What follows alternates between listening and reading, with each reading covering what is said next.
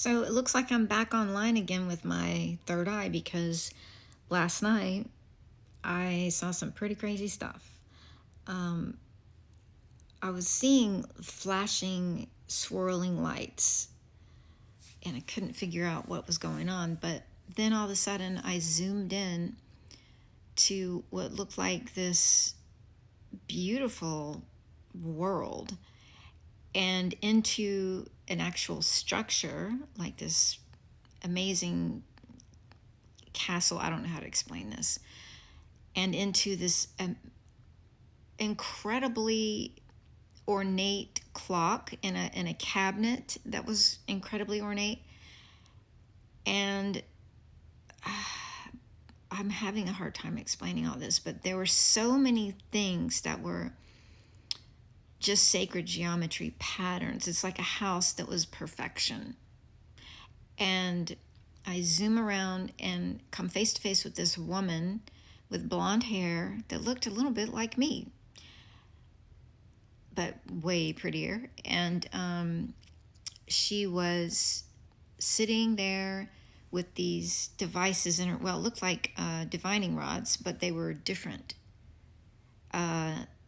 They had kind of a brace on them. They were really long and kind of like crystalline. And she was actually, this came directly after I had asked the question before I went to sleep to connect with my higher self. Now, remember, this all is illusion. It is, the self is not a real tangible thing. It's not something we can hold on to. And as I've said many times, the identity, the personality, it's all illusion. But that doesn't mean they don't exist. So there are many levels of your existence, dimensional planes out there where you're creating on these different planes of existence. Not you, but the ultimate highest presence is having experiences throughout all these different layers and levels of existence. So, when we connect to our so-called higher self, that's what we are experiencing, is another aspect of our beingness on a different plane.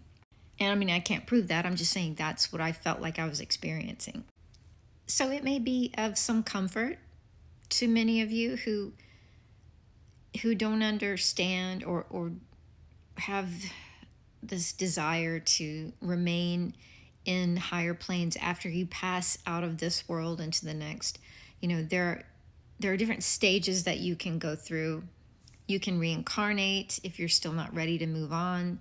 You can move to the higher realms of existence. And this is all according to, Buddhist tradition and other cultures, believe that you will just go on and on depending on what you resonate with, what you've encoded into your blueprint in this lifetime.